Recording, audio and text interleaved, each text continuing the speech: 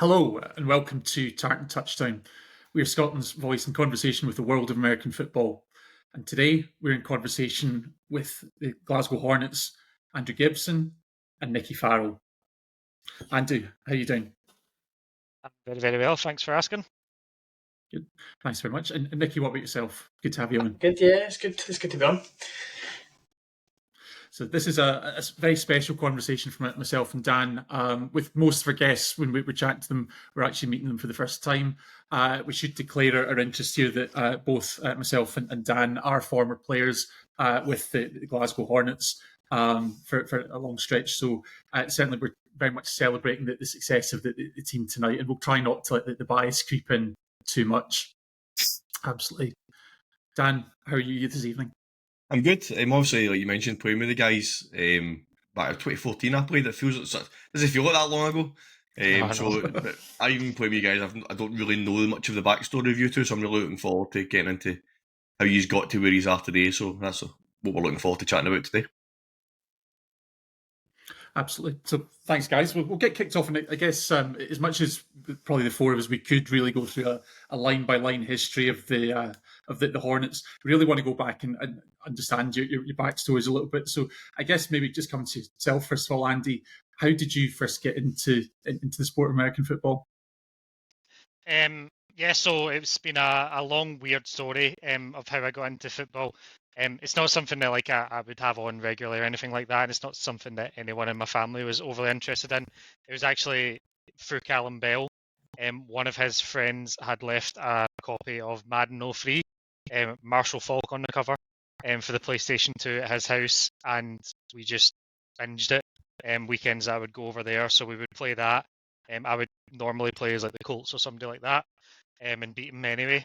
And then that kind of blossomed into finding, groups of people in school who were interested, and we would go and play some ill-advised full contact with no pads down the park, and knock lumps out each other.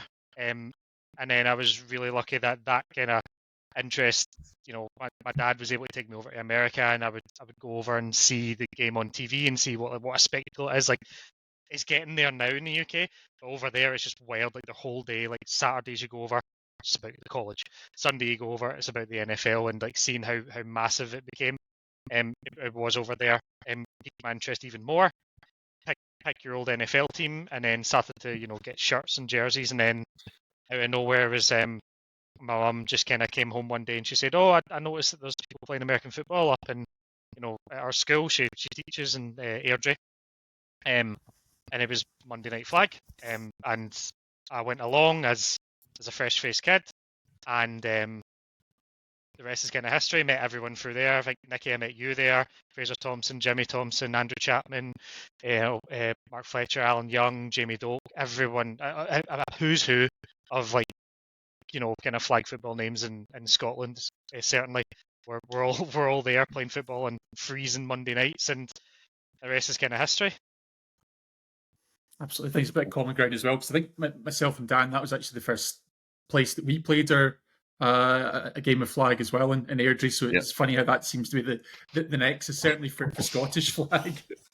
The breeding ground of competitive football in Scotland, Airdrie. Who would have thought? I need to build a little statue there sometime. Roy Yards of all places, though. That's it. What about yourself, Nick? Were you kind of similar?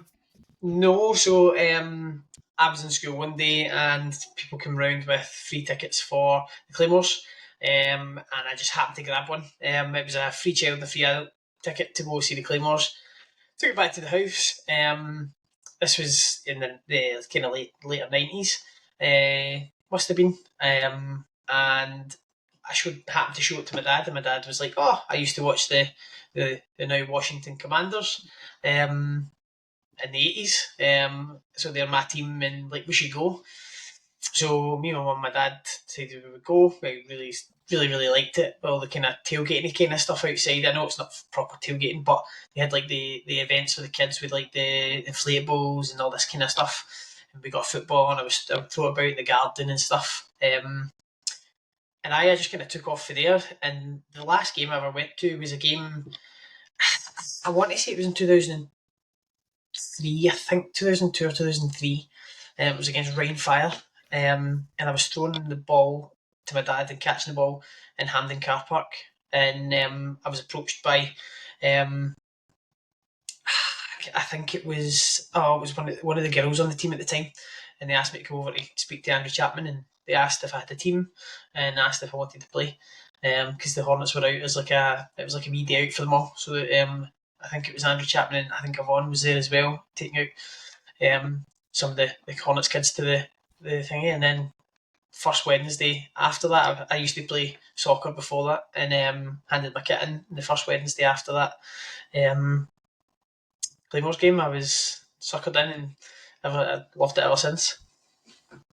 It's funny, and it is funny that you say that, because I guess that's something that we all kind of have in common here, myself and Dan as well. Is that we spoke to Marcus Thomas last week, the Scottish Claymores. I think for the time that they were around, was such a big inspiration. And I personally got involved with the Scottish Flag Football Association sort of around 2003, 2004, and a lot of that was really powered by the Claymores. And I think we initially did actually see a peak in the sport sort of around 2004, 2005, just as the Claymores wound up.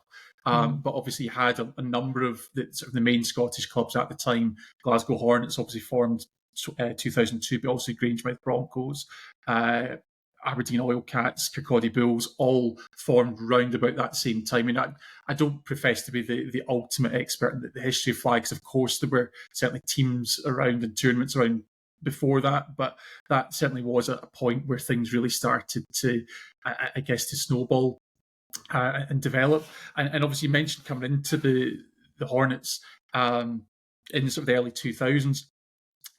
You obviously started right from the bottom age category in the cadet group, and celebrated a Scottish championship in 2005. So what are your memories of that? Almost 20 years on. So I mean, like, again, it was incredible. I've made childhood, I've had friends from childhood because of that. Like say William McLaughlin and Craig Samuel, two of the biggest people in my kind of American football career in life. I just remember as the first game I ever played for the Hornets was a random Saturday, and we played against the Broncos, and the Broncos had been to some European tournament. They were the best. They hadn't lost a game in however many years, and they had some insane athletes and stuff, and we get mercy ruled.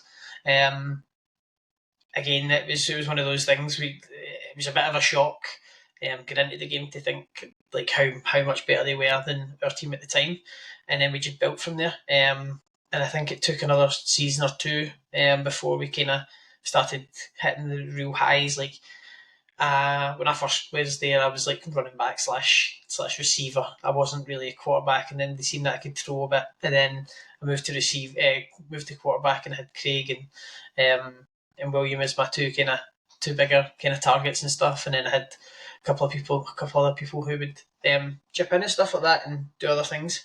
But yeah, we really built it from the ground up, and that year. That year was amazing. It was one of the games, I think Samuel caught a touchdown as he was falling backwards with 10 seconds left to go against a Broncos side that was really, really good at the time, still with Fraser Thompson and stuff like that in it. And then we played up in Inverness, and we played against the Inverness Rockets, I believe. And there was the Highland Wildcats was the other team, so they were the top two teams from the north, and we were us and the Tigers were the top two teams from the kind of Glasgow area, the Central Belt, and we ended up playing the Tigers in the final, and I think we beat them by 2 scores or something like that. It was tighter than it was in the regular season kind of thing, but that day, sorry, dig at some people, but the Tigers managed to make every final that year and lost them all, which obviously was huge, because I think Macca was playing in the year above me kind of thing, the youth or junior. I can't remember what it was at the time, and I'm pretty sure one of my teammates now, Ewan. Why did I just forget his name? We'll just call him Ewan. Ewan. You can go by Ewan. Honestly, I think he was playing in the one above that, and he played against the Tigers, and again, we beat them, and then obviously carried on again, guys from up in Glenurquhart. He was playing for Glenurquhart at the time, and he's managed to end up playing for another couple of teams, and then he's ended up coming to us. So it's mad how that kind of works as well and brings people together. Yeah, it's amazing to think about that as well. You think that this is now 19, almost 20 years ago we're talking about, and there's still, some of these names, some people that you played with and have played continuously. Others, they've played the game as a kid, they've gone away and actually they've come back to it now. Because I think, reflecting on the influence that Scottish Claymores had at the time, even with the international series coming in to fill that void in Europe, it didn't really influence the growth of the sport. Immediately, I think we're now starting to see that with, obviously, Jacksonville Jaguars in particular invest a lot in the UK, but I think it's kind of taken a bit of time and almost it's pulling people back to the sport. But obviously, we've talked about yourself, Nick, getting into the Hornets as a club specifically. Andy, you obviously said you were playing, part of a community event at the Monday Night Flag events. What kind of then led you to the Hornets as a club? So I think I'd like to think that I was doing quite well. Like I was, I had hands, I could kind of tackle, and I was a hot recruit coming out of Airdrie. So I remember the various coaches. So you had like Mark Fletcher was there. He was from Tigers. Andrew Chapman with the Hornets, and Jimmy Thompson with the Broncos. And I remember them all being like, "Oh, come along to us," and all that. And I sincerely think it came down to, "Oh, I'm free on Saturday, so I can come to the Hornets." So I ended up, going there. I started at, I want to say, junior level, which was up from next cadet. And at this point, like the cadets were already kind of firmly established, and I believe like it was kind of, that was the year they were going to go and win the championship and stuff like that. And it felt like every training session was like a procession for them because they were so good. We knew they were going to be great, whereas we were kind of that, to be honest. We weren't really up to much at junior level, and then we moved up to youth, and it was really only myself and Richie Moore and a handful of other players. Like none of them are really left.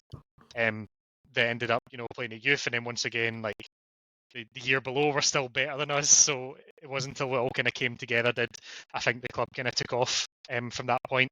I remember like a really difficult year at youth where we were travelling up with 6 players and just getting absolutely mollywopped off everyone, and like up to Inverness, because that's where like every tournament was back then, and just getting absolutely destroyed, and it just not being a very pleasant experience. But you just persevere, and it got a hell of a lot better when Nicky and Roy McLaughlin and Craig Samuel and all that came up to youth. But then there was no league because there was no one left to play against, so the Scottish League became Hornets A versus Hornets B, which was the Stingers, I think they were called. Yeah. Mm-hmm. So yeah, it was an odd one. I was really just going for fitness. I was really going to just enjoy it. We were getting beat a lot. We weren't very good, but there was always that kind of thing of, right, when they're at our level, we'll be really good. I just need to wait for that whenever that comes around. Absolutely. And that's a really important point you make, because I guess in the background, that's one of the evolutions, I guess, it took place in terms of the growth of the sport in the UK, is that we went from separate Scottish and English leagues to, I think, around about 2008. That's when they started to merge and you had the cross-border competition. And I guess one of the big highlights for that is then 2009, both of you became British champions at the youth level, which I guess that's under sort of 15 to 18, am I right in saying? Yeah, it would have been. Sounds about right. Don't age me here, Gavin, but yeah. So yes, and Nicky, we've kind of had you talk to the Inverness success. Andy, what do you recall about that trip in 2009? Oh, down to Doncaster. I remember just not having much expectation. It was kind of strange the year before, just from a personal kind of journey point. The year before, I was kind of playing a bit of receiver, and I remember the one league game that we played against the Stingers, I was playing centre, and was I think the first play of the season was a touchdown for Nicky and me, so that was great. And then by the time, like, there's just so long between whatever that was, that I ended up on defense. I remember just looking at defense and being like, I want to be the best at that now. Like, I want to do that because everyone else was kind of bad at tackling. Like, I'm sure Nicky can attest to, like, football back then was like, I mean, aside from yourself, but football back then was like yak. It was just all about yards after, catch. Running backs were a thing. Still like that today, and when you see the kids, sorry to interject, The but kids, like yeah. you see the kids' games today, it is very offensive heavy a lot of the time, and that comes down to the poor tackling technique and stuff like that they're still building upon. Yeah, that was the thing for me. Was like, I want to be good at tackling. So first game that we play, is it Cassidy or Coventry Jets, Nicky? No, we played Leicester. Leicester, was it not? Was it not Leicester Jets. Falcons? Leicester Falcons. Eagles or something. Yeah, and I remember they just kept like throwing balls straight at us, which was great. Easy peasy. And then just the final was nuts. Like, I don't think at that point you kind of realise how much it means to all the coaches that put a lot of time in. You're just turning up on a Saturday playing football and just enjoying it with your pals. You're just playing kind of loose, and that's how the team kind of felt. I don't think any of us had expectations. There was no Scottish League, as we said. It was just us going down and let's see what happens, and then walking away with the national championship was nuts. I remember phoning back home and people just being like, "What does that mean?" I was like, "Yeah, I don't know actually. What does that mean?" It's not like you can really comprehend it at that age, but it was a big feather in our cap so early, and it was good being around like that kind of team of players that dealt with that expectation. Obviously, speaking on Nicky and William and Craig, who came up from cadets and had that expectation on them, and there's me who's just been getting battered in the youth leagues for years, and finally being able to win something was really, really nice. And just enjoy it while you have it. That's awesome. And I think what even at that early stage, I mean, but by this point you're both sort of about 4 or 5 years into it, and sometimes myself and Dan, I guess you could say we've been guilty of calling flag a park sport, which I think really, I've spoken to quite a few people in the game now. What we've come around to say is actually it is an elite amateur sport, but back then starting out, it really was a game that was played in public parks. We at Glasgow Green, but in the case of the Hornets, but even over that period, that's when you start to evolve and get into proper training pitches. You see the evolution of the competition. I mean, even at those early stages, where you're starting to see, I guess, a growth in I don't want to say professionalism, that's maybe not right, but just the structure of the sport. In terms of, it's hard to say because it was still very much a park-like thing for a long, long time, and the park element thing has just kind of started turning a corner in the last 5-6 years, I'd say. For the kids, it was always just like it did feel a bit more like just like a Sunday league kind of style thing for when we were growing up. And obviously at the end of the season with the finals, it was a bit more kind of, oh, this is special. Like, but I would say that it has now, but at the time I would say it was still kind of that kind of park mentality to it. I mean, I even remember that youth finals. I think you were there the following day for contact, and I remember we were kind of like, we weren't in the stadium, we were like kind of outside it. I don't know. It was I can't remember the name, Dove something, but we were like outside the stadium, and there's like 3 pitches set up, and they were all kind of squeezed in. There's also like your usual kind of tin potty things where like people playing for teams they shouldn't have been playing for, like someone playing senior when they shouldn't have been, and that kind of stuff. So yeah, and then finding out the day after that the contact finals are in the big fancy stadium. Class, brilliant. Thank you very much. Like, that makes us feel great. So things like that still happened back then, but it is turning a corner. It does feel like things are getting a bit more schismed in a positive way. It's seen less as a glide path to contact and more of a proper alternative. And I think like some of the rules of the league put in, they might seem harsh, especially on new teams to come in and have to pay through the nose for good facilities, but you'll thank yourself at the other side of it, like versus playing in random parks in Paisley. Trust me, like it's so much better now than it was. I know we paid a lot for fields in the past, but it's always appreciated, and it's always high quality football, which is what you would expect. Absolutely. That Thanks, stadium guys. was really nice to win one, I'm not gonna lie. Don Valley Stadium, was it? Oh, Valley, yeah, that's That's where they used to one play. side of it was nice. They played Britball there for years. Playing in there was good. I think that was fun. The Speedway Stadium, was it? I can't remember now. I think it was. I didn't frequent it, so I don't think it was. I think so it was the football. It was the running track stadium next to the big football Doncaster Rovers. there was like a stand Yeah. there, which was always about to jump up. So I think next phase, I guess, in both your journeys then is obviously having celebrated that success at youth, then obviously then moved on to senior now. In Nicky's case, that was a little bit of a false start, I guess, in 2010. But again, what did you notice about that shift up to the senior leagues, having played with the kids for so long? Can I be? I'm going to be totally honest. It was easy. They weren't any good. Like, honestly, I know that sounds really harsh, but like we trained against each other. It was that iron sharpens iron thing for years, and once again, like my journey takes a weird turn where I started playing receiver. There's all these random pictures of me lining up at wide receiver with my pocketless trousers and all that one, looking completely ridiculous. But just I remember going to game days and just like getting like turning around and be like, "Oh, you're the old MVP today," and I'm just like, "Really? Oh yeah, yous are all not good. I forgot."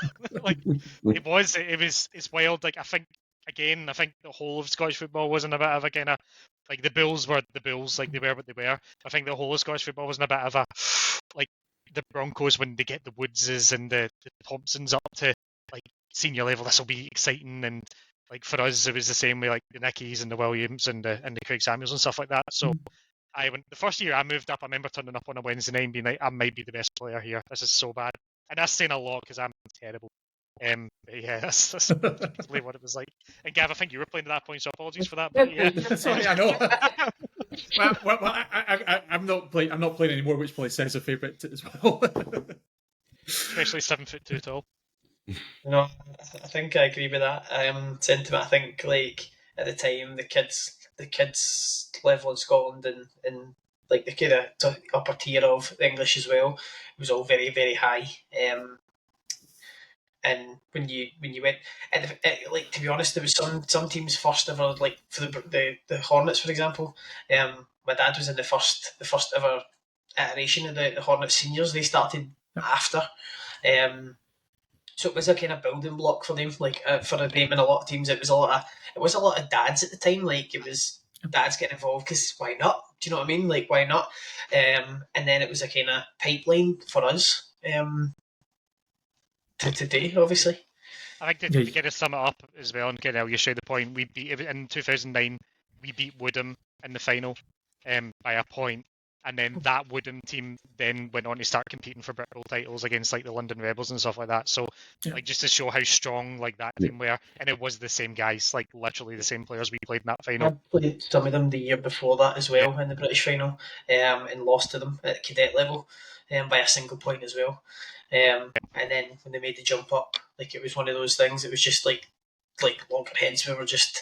We were playing at a decent enough level. Like again, not to the same standard that it's evolved to nowadays, I would say. But we definitely played at a really good level at the time. Yeah, no, absolutely. And I think after that kind of initial foray into senior flag, Nicky, you actually your journey took a slightly different path because you would actually go and spend a year at what was at the time Filton, now SGS Pride. So what did you kind of recall about your time down there? Loved the football experience. Didn't like being away from home. It did take a bit of a toll on me. Again, loved the experience being that student athlete training 3 to 5 times a week. Getting getting to play against Americans because we were part of the Dodds League at the time, and my journey there really started at the bottom. Like when I first went in, I was like third string receiver, and I was like a backup DB, and within the first week, I had within the first pre-season, I was third string QB and I was second string wide receiver, and by the end of the pre-season I was second string, and by the end of the fourth quarter in the first game against Heidelberg I was starting quarterback and starting corner. So there was a massive jump up because I was playing both ways again, and I was doing that at contact level back down back up here, but it was my first real proper taste of 11-man football, playing both ways properly and stuff like that. Again, loved my experiences. Some of the places you got to see, we used to get the bus from Bristol to Germany and playing all the German army bases and stuff. And some of the players I played against were insane. Moved on to college level. One of the guys played in the first Heidelberg game, ended up going on and walking on at South Carolina, Gamecock and stuff like that. So there's definitely been players that I've played with and against that have moved on to bigger and better things as well. Trained alongside Alex Jenkins, who was one of the first kind of NFL pathway guys. So I trained alongside him as well. And then a couple of the guys that I played with went on to go to college and stuff like that. So it's a great setup down there. I just think it wasn't, like I said, I loved the football side of it, but the other side of it, the aspect of it was too much for me when I was down there. No, I think that's perfectly fair, and I guess at that time, that's before, as we said, we didn't have the international player pathway, we didn't have the NFL academy, so in many ways that was the closest thing to a pathway. So I think, if I recall rightly, you had an opportunity, you had a route to go into the States. So I was sitting next to William McLaughlin in our shared apartment, playing some NCAA or something, I think it was, and I got a phone call from my coach telling me that Central Connecticut State had inquired about my highlight package and said that they were potentially going to offer me a scholarship. And they needed me over. They wanted me over to see me at a camp. That kind of fell through a few different things. That fell through between coaching decisions and to be honest, I probably didn't put enough effort in at the time. Again, I wasn't in a particularly good way mentally when I lived down there, being away from my parents and stuff like that, and my family and my partner, and I probably didn't put the effort in that I should have, and then coach decided to move my position and stuff, so it kind of all fell away from there. But again, it was nice to be recognised as a player of that potential calibre. So yeah. And it's understandable because that is a big adjustment. Cause you're not even at college age at that, or sorry, US college age at that point, and you're away from home. And I guess that's what that kind of speaks to is, I guess, having the not just the ability to play, but the full support package and network that goes around that. And obviously that's something that I know when we've spoken to various individuals, whether they're playing in the States or in the GB team, that's something that I guess it's a learning process, and obviously I guess disappointing in your case, but hopefully it's something that for younger players now we are starting to see that opportunity. We're seeing Scottish kids going to the academy and into the pathway, which is a great thing to see. Definitely. Perfect. So, moving on from that experience, obviously at that time we're still kind of fairly early on. We're 2011, 2012, and the Hornets, I guess, still kind of as a senior team finding its feet. I think 2012 was that first year that actually qualified as a senior team for the national British finals, and I think at that time, obviously that's when again Nicky, you came back, started to become involved in the team. Do you start to recall, I guess, a turning point in the club with that first trip to national championships? In terms of that, I think our first foray at finals probably could have went better. Obviously, we get put out in the first round by the Rebels and stuff. But to be honest, we played them really well, and to be honest, we also didn't have a full strength squad. I honestly think with a full strength squad, we might have actually beaten them. So there was always the building blocks there. It was just refining things, trying to evolve the game and stuff like that, to push on from there. But you could definitely feel it starting to turn, and you could see that things were starting to come good. It just still wasn't quite clicking at that point. Yeah, I think Andrew missed that one as well. Yeah, I was going to say I was one of those people that was missing. I decided that going to a music festival was more important to me than playing. And probably just looked and was like, yeah, we'll get beat anyway, I'm not going.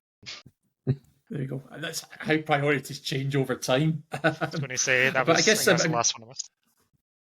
Yeah, and I remember that, I guess, as a player as well, obviously, at that time, I think that did kind of spark things against the players that once you get there, you really want to get back. But, I mean, one of the things I know I've talked about just watching any level of the sport, learning to win can be a really difficult thing. And actually, over the next couple of years, I think that the club, in terms of the record as a whole, much more successful. But it took 3-4 years to get back to national finals. Andy, what do you remember, I guess, in that period?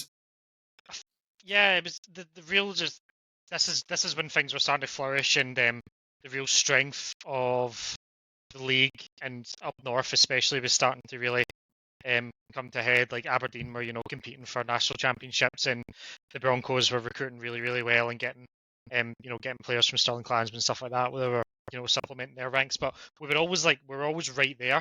And with them, and the aforementioned Woodham, they were lumped into our division one year and took a playoff spot.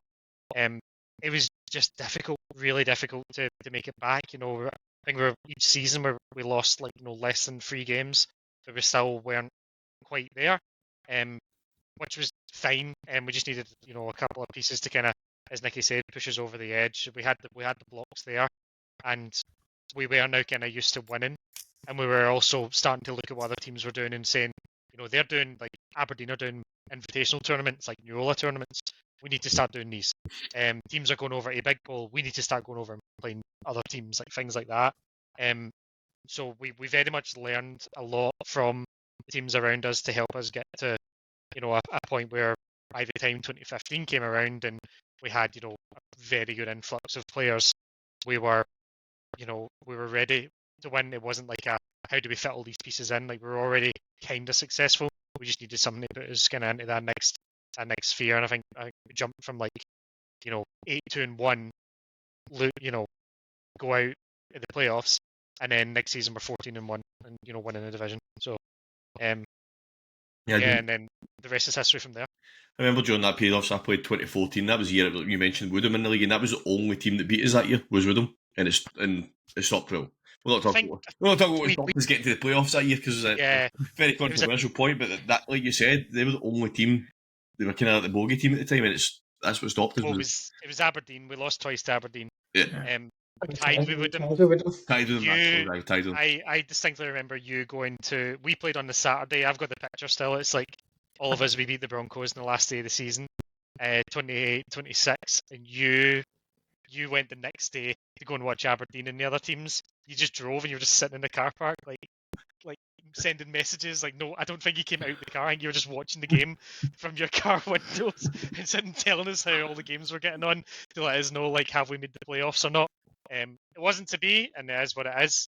But again, lots of lessons learned, and we got a couple more pieces to take us over the edge next year. It pops up my Facebook memories every year, that trip up to Aberdeen when we were in the car with the donuts. I remember it was me, Tommy, Richie and Gareth were in my car, and we stopped at McDonald's and got donuts and stuff like that, and we were all driving. That was an epic trip up to Aberdeen, and then I remember I dropped a touchdown pass, so I'll get it in when you used it. That was when I missed. That was when I was I'd went to Slough with Robin at that time. Slough? Slough really goes to a romantic trip to Slough? No, Slough. Oh, Slough. Slough ended a little better. I love you. You were at Portaventura at the time. Okay, I remember Richie played quarterback that day. I think that was my first road trip. So I remember yeah, I just was going to say, I remember sitting at, like, because obviously Nicky was gone, and Richie was like, "I've got a quarterback, don't you worry." And then like half an hour later, yeah, sorry, they've pulled out. I'll get another one. He was in the pub on a Saturday night. Like this is the funny wee tin potty things with flag football. Like thankfully he's kind of sorted now, but like he's just like messaging people in the pub and hooting Annie, "Why come in QB tomorrow in Aberdeen?" Honest. And then we turned up. I think we lost like 12-6. It was, and like, you just think of the structure and things like that. It was like Tommy Grouchy blitzing, cover 2 killer right there. He's like 4 foot nothing blitzing. Staff things like that. Just you look back and laugh, and yeah, you learn from those kind of seasons and those kind of moments as well. Like, yeah, we need a bit more structure than just this. And I guess just think about the progression of the club as well. It wasn't just on the field, was it? Because actually, around that time, Andy, that you started to take much more of a role in terms of off the field and actually organising and providing the administration for the club as well. So I guess how important was that in terms of the progression from the team to the next level? Yeah, like it wasn't really just myself. It was like obviously there was a big group of us who obviously took different kind of roles within a committee. Just formalising that. Andrew Chapman. So the club was set up by Neil Henderson, Andrew Chapman, way back in 2002. Neil Henderson left early doors. Andrew Chapman was kind of left with the keys, and then his interest started to wane in the sport with personal things. So we really just needed to do something because we weren't able to properly collect subs or pay for pitches and things like that. So a lot of that needed to be formalised, which is a lot of responsibility for however old I was. I feel like I was the early 20s at that point, and we came in, but thankfully like the support I had, like particularly from the coaches like Coach Farrell and Cowie, and obviously Callum Bell was a humongous part of helping legitimise it all. Getting that all right, like even this iteration of the Hornets, that had to happen again post-COVID. Just getting it all right behind the scenes, making sure everyone's got clear defined roles, and the rest will take care of itself. So yeah, that was a big part of it, and also it was a lot of kind of TLC for our kind of image as well. At the time, we were kind of known as a bit of we're a team who would have a go at referees and would get any arguments and things like that. I think it was a particularly testy kind of playoff outcome where I wasn't there. I went to a music festival instead. But I came back and just heard horror stories about the way the team had behaved. So we had to do a lot of kind of a real image makeover. And that became a big part of my focus. And I'd like to think it's worked well because we were then able to recruit the players that we did. I don't think we recruited strongly if we're still seen as that kind of petulant, childish team. I think rehabbing our image was a big part of that, and that's something I was very, very keen on making sure was kind of sorted going forward.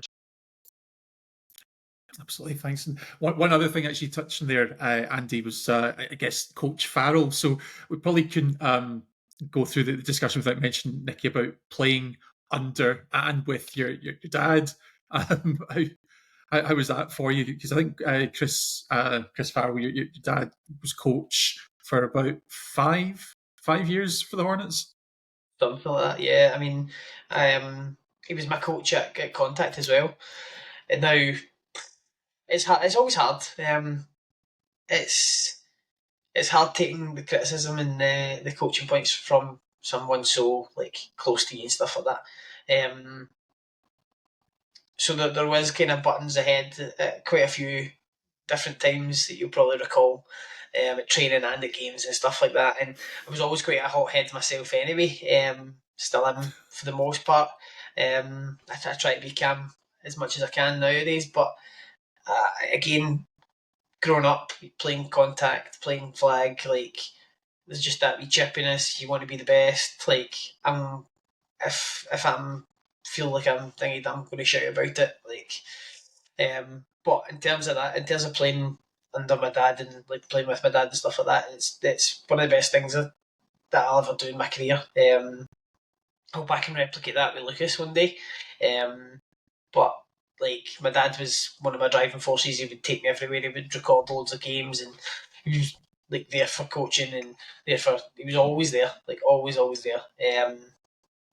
it's a big massive part of my life, especially growing up, because he was always the support from my dad was insane. Like it was so good. Like he would, I think he done Scotland to Bristol in 6 hours at one point, like just non-stop down there to see one of my games. So I like there's nothing more that like other than pride, like playing with my dad and stuff like that. And it's a shame that he's now no longer playing or coaching. We would like to get him back in at some point. Try and get him back in it. But it was good. Again, like I said, ups and downs, but mostly positive.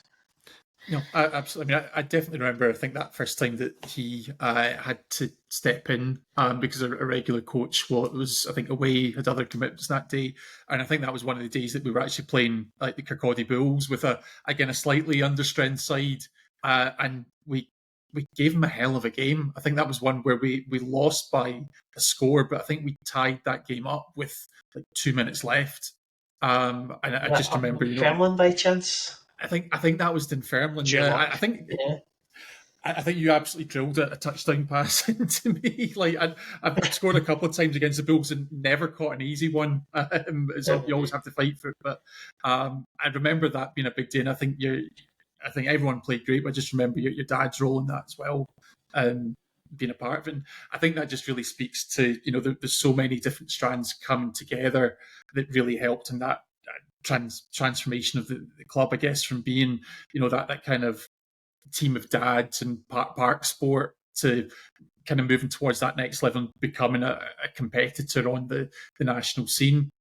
And actually coming into the 2016, that was the first time that the Hornets actually make the national final. So I guess for those that listen not familiar with the flag community, you'd play multiple games on a single day. So when we talk about national finals, that can be a series of anything between 2 to 4, or I think potentially 5 games now, depending where you are in the draw in 2024. But that was obviously the first time that didn't just make the finals day, but the actual final itself against the London Rebels, which I think was a 21-20 defeat. So obviously, for those who listen to the podcast, a few grimaces there. But what's the kind of feelings on that game looking back? One we'll never get back because we were the better team, like hands down better team.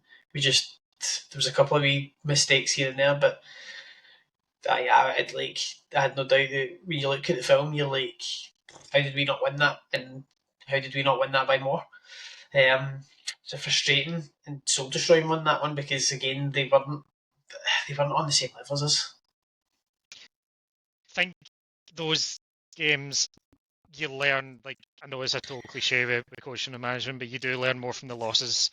I think in particular in that one, it was a lesson in, like, kind of rotation and limiting mistakes, and which you obviously, fast forward into this year, Nicky played borderline basically mistake-free football all day, and that's how you get there. You don't have the same margin, like those kind of those iffy passes or breaks on the ball that you think about during league play and stuff like that aren't going to come off when the margins really really tighten and the lanes get really really narrow.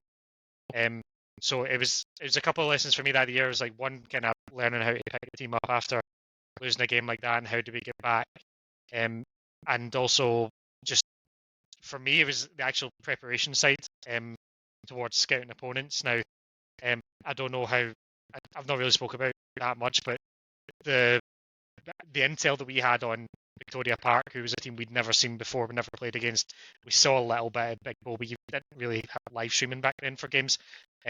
We got really good intel from people down south, and sorry VPP, I don't think I've told you this, but we got really good intel, practically knew the playbook, and we come out against a team that have fought hard to get to finals, and we beat them 47-6 in a semi-final. So the importance of just knowing your opponent was huge, and then I think from that point on, the team were really into like scouting and preparing for opposition and things like that. But yeah, those were the two big lessons. It was just how you cope with that disappointment, and also preparation really really does help in this sport, especially with how much of a chess match it is. Yeah, absolutely. And I think that's something that I know we've talked about previously when we've spoken, like Dan and I have spoken with Izzy Geraci from Team USA and Grace Conway and Ellie Thorpe from Country Cougars. Is, I guess, it's something that's really only come in recent years, is that ability to scout the opposition. A lot of that comes from face-to-face familiarity. I think that was one of the things that we did at the Hornets that I guess you could say I was probably guilty of. That we were filming our games fairly early on in 2012, but we were putting game footage out there that wasn't really being returned to the other sides. But obviously, yeah. What was that? Sorry, Nick. I'm saying Andrew's blitzing. Yep. We are on the Big Gav 67 YouTube channel quite a lot, watching showing how not to do it. Again, just another weird, wonderful moment in my flag career where I was for some reason blitzing. But there you go. Awesome. And I guess maybe at that point you're talking about those lessons learned. It's not just about on the field playing, but actually both of yourselves were actually starting to get involved in the national setup around about that time. So how did you, I guess, first come to be involved in the GB line setup? So Alan Young was obviously at the club at this point, and I really would attribute Alan's arrival, along with Grant McLennan and Julian Holborn White, the year after, to what kind of put us over the edge. We were like a team with like probably 3 or 4 really good players, to now a team with like an excellent quarterback and 3 unbelievable wide receivers and great safeties. And so they changed the kind of culture and the kind of everything around. So Alan is doing work really, really well at Hornets and became the GB head coach. He had coaches in place at the time, and then they went to, I believe it was Copenhagen, for one of the kind of weird IFAF Euros where there was only like 5 teams there or something like that. And I think at that tournament he realised that like we'd been working with him at East Kilbride as well, East Kilbride Pirates, and I'd been taking control. I'd been like helping with the defence at this point. So in 2018 he approached, and it's really an offer you can't really say no to. There's a lot you kind of ask yourself a lot of questions as well. You're like, am I ready for this? And honestly, I would probably say no. But the game plan was he'd been to Big Bowl that year with a lot of members of the Danish national squad. They basically handed over their defensive playbook and said, "We run this. It's really good." So he essentially just asked me to come in and say, "Listen, here's the Danish defensive playbook. Go and install this with the guys that I'll give you," which was a huge challenge, but absolutely loved it. So yeah, that's really how I got involved. I think once you realise you kind of needed the support at that level, and it wasn't just what you get in the league, a lot of it needed to legitimise. So yeah, really enjoyed it and loved it ever since joining the GB program. Absolutely. Nick, it's kind of similar for yourself, because you, in addition to playing, because I guess we should mention you played for the GB Lions side, you've also been involved in coaching as well with the Chieftains. Yeah, so which is the Scottish setup. Yeah, the Scottish setup, which I started out at playing. I think my dad played in like one of the first iterations of it. He was in, I think there was 2 chieftain squads that played, and they used to play against England and Wales and stuff like that at the time. And then I finally got my chance to play and stuff, and we won the kind of what was it, the Super Fives at the time. I've never lost a Super Fives game as a player or a coach. Till I think I've lost one as a coach. But that kind of helped me push on and become like a better player all round. Because I was able to play with all the better players in the Scottish League. We would then play against all the better players in the down south and stuff like that. And then we had a tournament to Big Bowl. So our first Big Bowl experience was part of the Chieftains, and that was a really, really good experience overall. Met some really good, like, amazing people that I still talk to this day. And yeah, like from there, it's just been trying to step up every time. Obviously, like we spoke about, I ended up making the national national squad playing as well. I'd been spoke to about before when I was younger, but again my head wasn't ready for it. I was too. I wasn't the right type of person at the time. Too busy looking at all the drip and all this kind of like wanting to look the player as opposed to be the player. And I think that was a big change in the last couple of years for myself. Like not being that antagonising and like that kind of player. I definitely think that's attributed to both Chieftains and GB as well, because you go against these guys and you're just like let's just get better. Like, don't worry about any of that sort of rubbish, because it's all getting better at this point. Absolutely. And I guess just to speak to that, because the Chieftains has been kind of I guess like a regional team feeding into that GB setup. What's the future for that, with obviously the Olympic pathway? We've seen an under 21 GB side and a Silver Lions side set up. So is there still a role for the Chieftains in the coming years? So in terms of the Chieftains, I'm not entirely sure. Like it was run. It changed to all regions, and the Chieftains were part of the HNCE, but it's basically Scotland. So it's a Scotland squad, and that was, I believe, pulled by BAFA just now, and then while all this kind of stuff's going on about the Olympics and stuff. So there's nothing on the cards just now for Chieftains, but there's potential with the Scoff thing that I could maybe speak to and see if we can get that up and running just now for those guys, because I've had messages and stuff from guys saying, look, when's Chieftains going to be back, when is it? So I might even have to just kind of do something on our own, like that isn't quite thinking by BAFA, and see what we can do. That's the idea anyway, at least. Yeah, absolutely. So that's one to watch this space. Yeah. And it's something similar. Like, we've also been Gavin out and watched the Scotland under-20s squad, and it seems like a very similar situation out there. It's like it's a regional team rather than that. They can't really call themselves a national team because there is no such thing as a Scottish national team. So I'm assuming similar setup with the Chieftains, where it's we are Scotland, but officially we can't say we're a national team.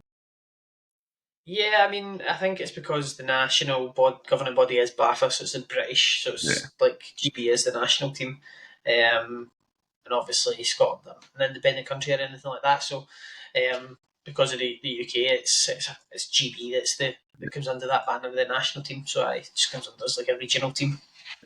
But I'm sure a lot of the guys who play and coach and thingy, they'll call it the Scottish national team regardless, because we're all proud to be Scottish and proud to be a part of it and stuff like that. Good. Yeah, absolutely. I think it's been that for a long time. I think I played 2004. We went to a tournament in France, and we had to go by the name of Team Scotland rather than just Scotland. That's just the way that it was at the time. But I mean, that's one of the other things that you mentioned, but is obviously that trip to Big Bowl. And Andy, you'd mentioned the role of playing in invitational tournaments. So I guess you've been able to go to various different countries and tournaments over the years. What have been some of your favourites? I think the first Champions Bowl was an eye-opening experience for a lot of reasons. So for those of you who aren't aware, Champions Bowl is basically like Flag's equivalent of like a Champions League idea, where it'll be it's normally the winners of each league and maybe the second and third, and then things kind of trickle down. They kind of put things into pots. So we got invited out after we lost the final to the Rebels. We got invited out to Vienna to take part in that, which was incredible. Like the setup they've got in Austria is unbelievable. Like the funding that they have and the facilities that they had. So that was fantastic. The weather was great. We probably underestimated the level of team we would need to go and compete with. Nicky wasn't there. We really didn't have much going for us. So I think we maybe won like 2 games all weekend, which was great. But the second time we went again in Cambrils a couple of years later in 2019, I believe, where a better team had an amazing time. With that tournament, again, the facilities are great. They really take care of you. And then obviously, I think King Bull deserves a special shout out because we were at the very first one, and it was a really good tournament, but probably the competition level wasn't incredible, but it really put a lot of emphasis on the women's games. And then we were going as the Pirates every year, and coaching there, and having a great time doing that, just like having a lot of laughs, having some ribs and watching some good football. So I would say I definitely say those Champions Bowl and the King Bowls that we've been to have been really, really good. And then that doesn't they're almost like completely different beasts from GB. Because GB is like work when you're away. There's no time for beer and ribs there. It's all watching film. It's getting back. It's cutting things up. It's getting like WhatsApp messages to guys like get around to here now so we can watch this. Let's go in the back and like set up like Japan's offense and all that on the grass or whatever. So it's those tournaments are different because they're like a pressure cooker, but it's a lot of fun. But they're definitely less relaxed than the international ones I mentioned. Yeah, absolutely. So, I mean, maybe bringing back to the Hornets now. So we also mentioned that first final in 2016, and over the next couple of years, it'd just be a continuous thing. Really, the Hornets be a regular feature at the national finals day. Again, I think the next national final appearance was against the Baker Street Buttonhookers in 2018. So I guess that second final has got some grins from both of you. What's the recollections there? You want to go, Andrew? I mean, we couldn't believe we made it. Like the week before training, just on a personal kind of journey part. The week before training, this is when dipping got big in flag, and people bloody were just crap at it, but they were doing it anyway. We're doing a drill. We're doing just a tackling drill, and Nicky's running down, and I'm stupid. I go for a Hollywood tackle. I put my hand out to tackle him. He dips, and I get my thumb stuck in the side of his, so my thumb goes like round here. So stupidly, I'm like, snap that back in. That's fine. And he starts to really, really hurt. Go to A&E. They're like, yeah, you're done for 2 months. So you're out. I was like, yeah, but what if I told you I've got national finals this weekend? What if I said I had to play and they were just kind of laughed at me? So I'm playing this whole weekend with, I'd found like, so they gave me like, obviously, they gave me like a support for it. I'd found like, basically it was like a thing on Amazon, it was like a metal rod to go down. So I was wearing like black gloves, so I couldn't use my thumb, so I was playing like that like all weekend. So that was fun. Yeah, we just had no business being in that final, to be honest. We were a real team in transition. We had a lot of new bodies come in. We hadn't played very well, but we ended up making it to the final. And then, I mean, boxing in the dark is the only way I could describe it. We just kept losing bodies, and defensively, like it was Vince Mackey and the Buttonhookers at that time, so it was a very, kind of American-based offense, which was something that the UK wasn't really ready for. It was like things like, in fourth and short, they're going for the end zone. They're not going for a first down. They're going to try and beat you deep and things like that. So we were woefully kind of undermanned and not prepared for it. I think you'd comfortably say. I mean, the offense did great, keeping up. Like I remember Richie in particular having a great day. But yeah, we just couldn't get. We just had no business being there, to be honest. We were just chuffed. Yeah. Like for me, like I think I had went into that season pretty injured from contact and stuff like that as well, and I'd picked up a few wee kind of niggles here and there through the flag season, and I think getting into that game I ended up injuring myself twice, and then by the end of it I was limping on and off the field just to make sure we had guys on and off the field. We lost. Was it 2 guys to concussion, or was it just the one? Was it just Craig that we lost? To Tom and Craig both hit their heads on the field. Yep. And then do you have anybody else end up out as well? I mean, there was people who didn't get on the field and things like that. Again, a lesson in rotation, but we just weren't ready. We started that year with a loss, and ended it with a loss. We were chuffed to be there, and it was many teams would like their hand off to be in that position, but we certainly felt going in and going out. It didn't feel as bad because we're like, this isn't it. Yeah. So I think obviously 2019 was another finals appearance where you made it to the quarters against Cardiff. But I guess the big event around about that time's then the following year was when we had the pandemic. So all of a sudden you have a year of nothing, and then at the following season 2021 a year of very little. I think everything was regionalised that year. So I guess the pandemic had affected everyone in very different ways. But for both of you, flag football has been such a big part of your life for 15 years at that stage. So what was it like not having that as your go-to? Yeah, it was like I'm quite open with how I deal with my mental health issues and stuff like that. And it was a really kind of dark time, not being able to see the boys and stuff like that, and just get out and run about and throw them passes and catch passes and stuff like that. The pandemic was a really bad kind of situation in terms of just not being able to play. We'd obviously we had also like before the pandemic wasn't it, we went to Israel for the Euros. Yeah. So to come off playing at Euros to then not doing anything at all was like crazy. It was mental. Going to Israel for the Euros was such a good experience. We were on such a high, like had all this momentum going in, and then it just died because of the pandemic. I mean, it was just weird not seeing the guys every week, and I do think we did a really good job of like constantly kind of staying in contact and doing like daft calls and all that just to check in with each other. I almost think it's like the 2019 season kind of glossed over there, but that was like a really rough year like for us as a team because we didn't hit the highs that we expected. Like we tried to change too much too soon, and I think we were probably in danger of potentially kind of self-imploding. But then no football that year meant that everyone kind of got a chance to almost reset a little bit and refocus.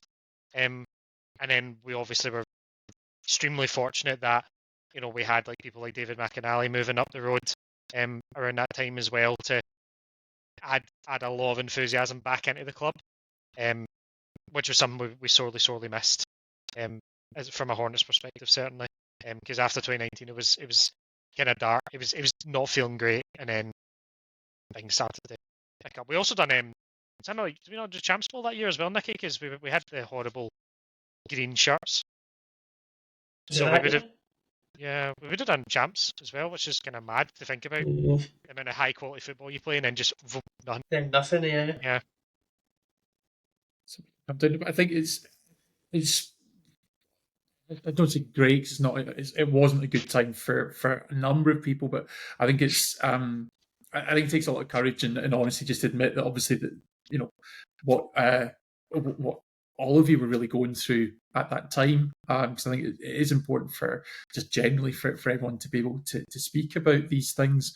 But I think to your point, Andy, obviously mentioned that it was, I guess, kind of a turning point in many ways for the club, because following on from that COVID season, I think if I'm counting the records correctly, you've played 47 games, 46, 47 games in the regular season, undefeated since then.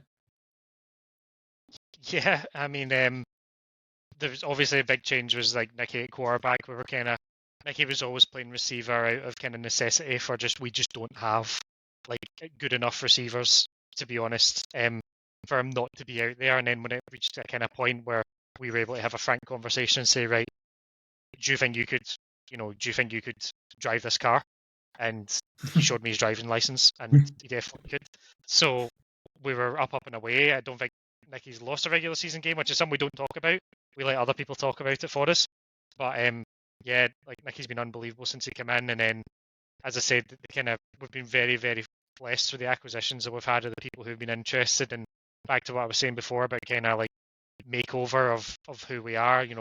Callum Stepani coming, ended up moving down south to Glasgow for and comes to us absolutely ideal. David McInally moves back up the road, another player. Max Verlint, who's bounced around. He's been, Sheffield down to London, and then he ends up in his partner's Scottish, so he ends up in Hamilton. So another GB player. We've been really, really blessed to, one, being able to have these really, really, outstanding players come and play with us, and two, we've been able to develop through the Bs as well. At this time was when we started to see guys like Cammy Wilson and Cairns Pankey coming through. Yeah, exactly, coming through and being huge dividends for us as well. And again, it was the same thing as before. It was is 2015. We have we have 4 or 5 good players. Just need to add a couple more, and we're going to be good. And again, we reloaded, and then that was it. Off to the races, and back to back to back. Kind of finals appearances. Yeah, and that's maybe something that we should touch on as well. You mentioned the Bees, so that's the Glasgow Hornets Killer Bees, so that's almost like the development squad for the club, which I think that came about 2018, if I recall correctly. So I guess what did that mean as a whole for the evolution of the club, having that second side? Oh, it's unreal pride to be able to be in that position, because to take it back to, what was it, 2013, 2014, or whenever it was, whenever we kind of took over. I say we as in myself and the committee, and Nicky was part of that. When we kind of took over, we literally turned up to training and it was 4 players. And then within 4 years to have a second team that was bursting at the seams. If you look at some of the squad photos, there was 20, 25 players. I mean, it's easy to keep them all when you're winning. Because they won the division that year and they earned promotion and stuff, which I was beyond proud of. And again, we had really talented players coming through, and also provided an extra level and layer of competition for, at this time I'd become the East Kilbride Pirates head coach. So at this time, it provided another avenue of football for some of those players to come and test their mettle at mixed, and they'll all find it's a massively beneficial experience for them. You see, people like Robin McCluskey who've gone on and Ainsley Barkley as well, both gone on to amazing things at GB level, and they'll probably tell you that they got a lot cutting their teeth against the mixed teams. So yeah, the Bees has been an unbelievable source of pride, continues to be to this day. Really, really chuffed for what they managed to put out on a weekly basis. Yeah, perfect. And I think that's one thing that I know we've been talking a lot about the story of the Hornets in particular as a club, but actually in terms of your own journeys, obviously you touched on Robin and Ainsley Barkley and a few other players, but of course you've both become involved in the coaching of the women's team at East Kilbride, who are, I think we can comfortably say one of the best sides in the UK. Certainly they were, again, themselves played in the national final last season against the Coventry Cougars. So I guess just maybe talk to us a little bit about the evolution of the women's sport over the past few years and your experiences of that. Me and Nicky came in at the same time at the Pirates, helping Alan Young, who was the head coach at the time, in various roles. So Nicky was mostly helping offence, and I was in with the defence. And I think to say that the rate of change there's been in the women's game, I'm sure Nicky will agree, has been unreal. I think it's definitely faster than what the mixed side's seen. Just the level of athleticism, the level of application and execution as well, has been unbelievable. You've obviously got a cat about to walk across the screen. You've obviously got your teams like the Cougars at the top, and now I think we can say that we're one of them who are kind of have that different level ways of doing things. But even the teams coming through now, like the Birmingham Lions look to be doing well. London Smoke getting their women's team in. These in Coventry Panthers, lest we forget, absolutely unbelievable teams and programs who cats keep walking across the screen. Who keep it's like a conveyor belt. Who have kept the competition level up, and being there from the Pirates from the start. I remember, I think the first season we were there, Nicky, they probably won one game, and they couldn't believe it. And then now we're at a point where that's just not enough anymore. So yeah, it's really exciting. So I don't necessarily think I did start at the same time as you. I had went to a couple of training sessions because Alan had asked me to come along, and I'd said to Robin at the time, and I don't maybe it was the same time, but Robin had Lucas, and I was like, look, come, I'd been on at her for 7 years at the time. Mhm. It took 7 years and getting her pregnant to finally get her to play football, but now she plays it more than I do. But no, it was one of those things where she was like, "Well, no, because you've got a baby," and then she eventually got kind of talked into playing because she needed something else to do after giving birth and stuff. And then we started coaching, and from there the jump's been massive. I said, not to say anything bad about it, but when we first came along, they weren't very good. The girls, and a lot of that was just not having enough coaches there to help out at the time. Because at first, when it first started, I think it was just Alan, and he might have had someone else, but again, the other guy I don't think he was flag based. It was all kind of contact based, so he was doing both contact and flag, and it was a bit of a mess in terms of that. And we've managed to kind of structure it now to the point where we've even got 2 teams. So yeah, it's been a massive jump for the girls, and then the talent level's just gotten higher and higher every year. Couple of questions based on the women's team in the UK in general. Then to both of you, like over the last couple of years, like you say, it's absolutely skyrocketed in terms of the amount of teams and the quality of teams. So, what do you attribute that to, Andrew? I think the standard of coaching in the women's league's gone up. I think it's kind of lazy to say that the teams shouldn't have like a women's team and they should kind of go out and do it on their own. They absolutely can and they should, but there needs to be a kind of baseline level of kind of knowledge and comprehension. So like the Coventry Panthers, I think, are a really good example of a team who they were kind of similar. I wouldn't say like as bad, but when we first came at the Pirates, I was kind of the same as you, Nicky. I was like dropping in sessions and seeing the way they were coached and being like, oh my god. But Coventry Panthers, are a good team in the National League. Started the women's team, and they're kind of similarly like starting to build that. You see that baseline of like fundamentals go up and up and up, and then if not before too long, it'll be them going it on their own and that kind of stuff. I do think it's a lot of that, and it's a lot of people taking interest and realizing that the women are kind of they're going to lead this kind of flag revolution going forward. Like you see Diana Flores and all the kind of market and things like that. The women's game is beyond entertaining. I think the best game of the final of the Worlds that wasn't a GB game, I'd say, was that Japan versus Austria game. I just think that the product they're putting out on the field is just unbelievable, and I think that it's the application, execution, and just general knowledge is just so good. Like they've gotten so good so quickly. Like the level of competition, like we were genuinely sitting going, could that USA women's team beat some of the men's teams here at Worlds? And that 100% think we could. 100% think we could. Yeah, something to follow on for that. Something we spoke to Ellie and Grace about it. Also spoke to Phoebe about it, about the women's being a winter league. I know you maybe need to sit on the fence for this one, Andrew, as a coach. But what's your thoughts on it being a winter league? It annoys me. I think that they should be able to play in the fantastic summer months that we have. Whatever that means, structurally is what it is. But I think they should all be kind of treated equal. I do think we are at a point now where the teams have like, as I said, like London and EKP and Coventry Panthers and things like that. They have kind of got that level of knowledge now. Where if it meant that there wasn't enough time in the summer to prepare and all that between two squads, then it is what it is. But they deserve a bit more.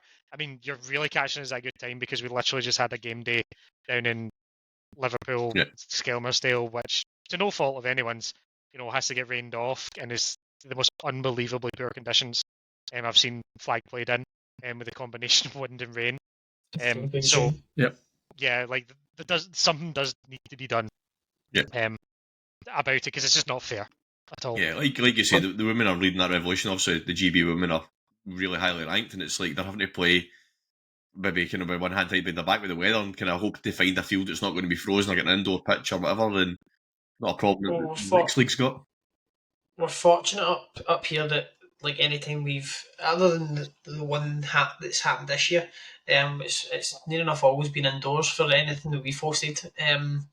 so obviously that helps. But like not everyone has the ability to do that. Not everyone has indoor facilities near. So obviously it's benefited us and helped us out, and it's helped create like good finals and stuff like that, finals days.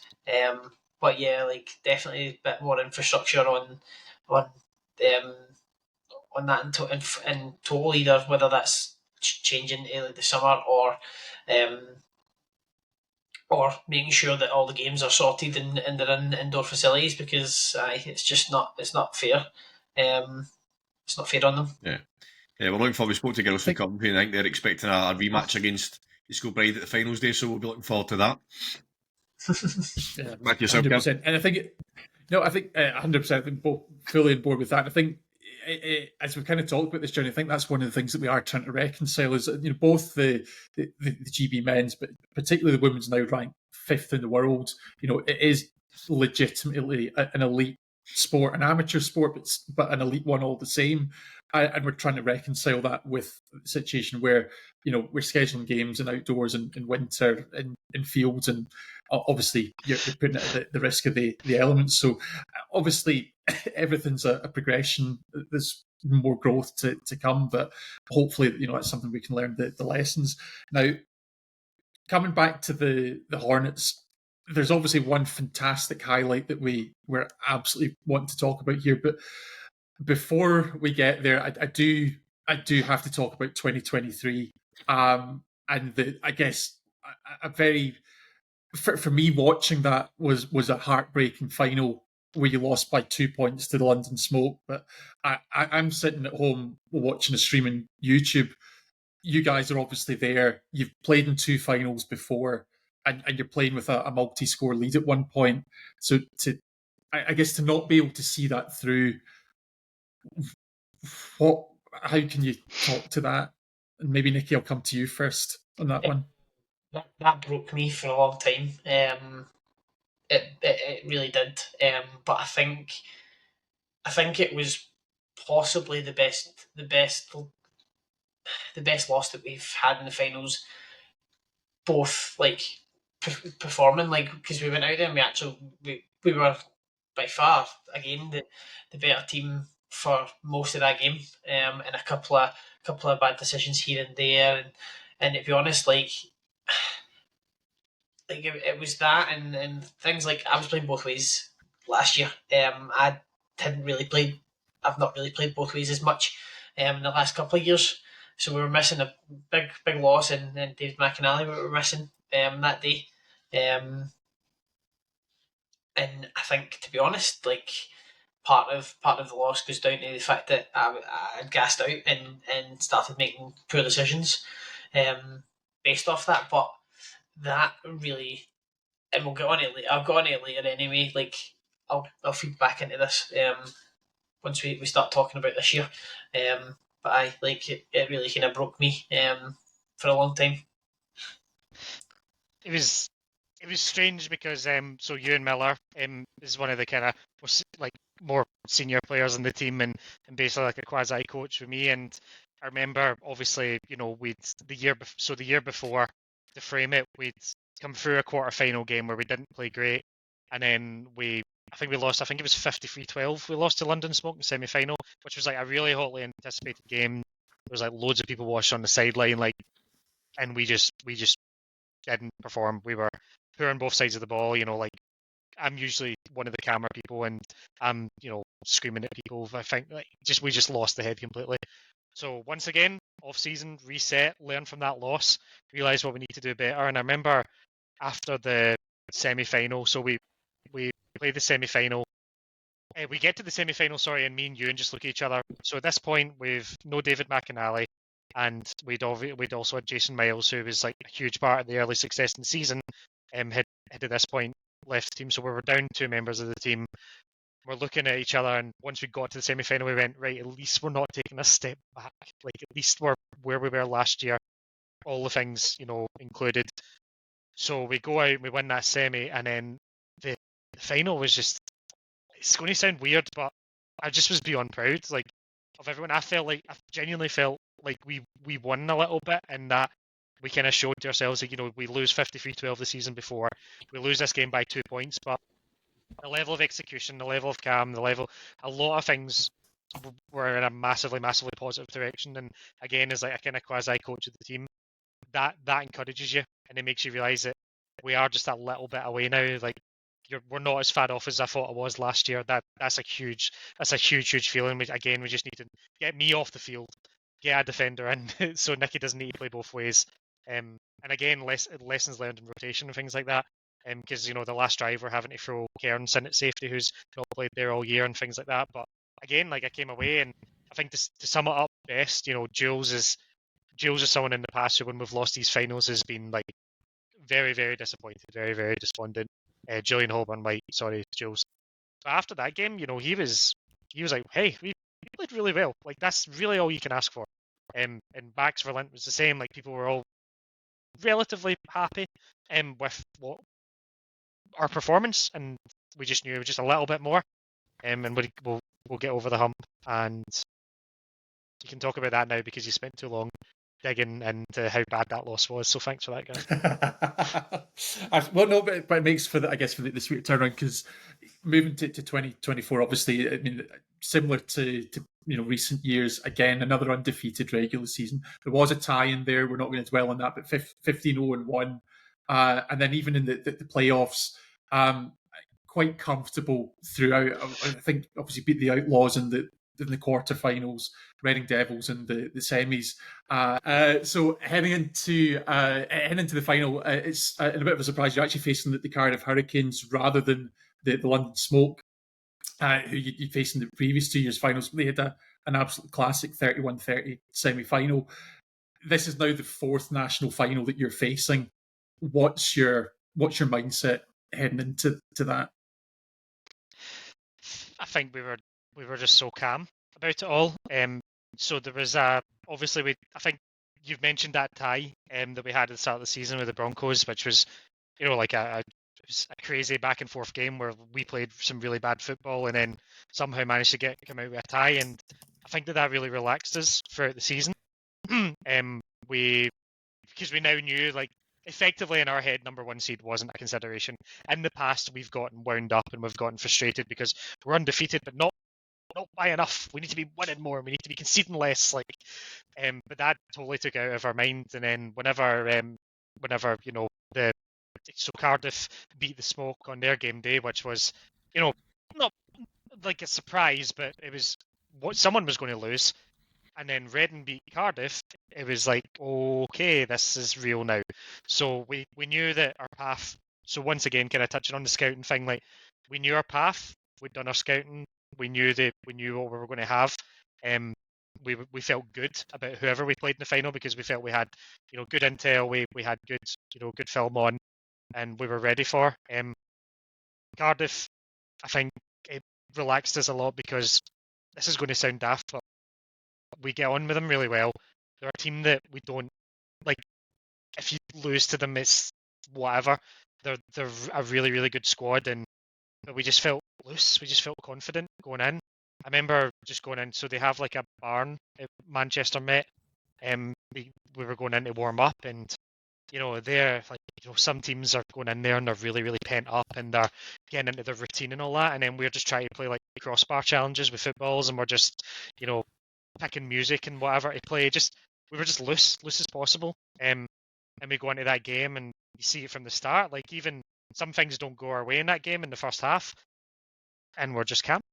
Whatever, it is what it is. As I touched on earlier on, Nicky played mistake-free football pretty much all day. Like it was a nearly perfect day for him, and I'll let him talk about it more. But yeah, going into the game, chill, totally relaxed. We've been here before. We know what it takes. We saw what we were missing last year, and we feel like we've got it. Let's go and show it now. Yeah, thinking into it, personally, I was slightly more nervous of playing Cardiff than I was Smoke. Played Smoke many a times. Like we've both got to beat each other. Like I didn't know who I was expecting to play. Once we get past Reading, which was a tough game by the way. Like fair play to Reading. Reading came and turned up, played a hell of a game. And I think that also helped us going into the final because we were in a close game and it was sharp and it was never like too emotional. It was always very like Andrew was saying, calm. And I think that's the big change that, again, personally, that I had from last year to this year. Last year at half time, I was screaming. I was like, "This is our game! Like we're taking this!" Like I was so hyped that I ended up just falling flat. In the second half, a bit more. Whereas this year, we were up at the half. Granted, only by 7 points. But we were up at the half, and Cammy started like going, "Let's go," and all this kind of stuff. And I took him aside, and I was like, "Stop! Like, let's just go play. Don't get hyped. We done this last year. Let's go and play football to the highest level we can, and see where it takes us."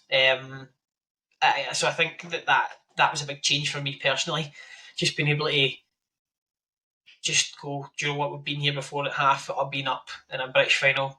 Let's not take our foot off the gas, but let's not put the foot on the gas too much to where we stall.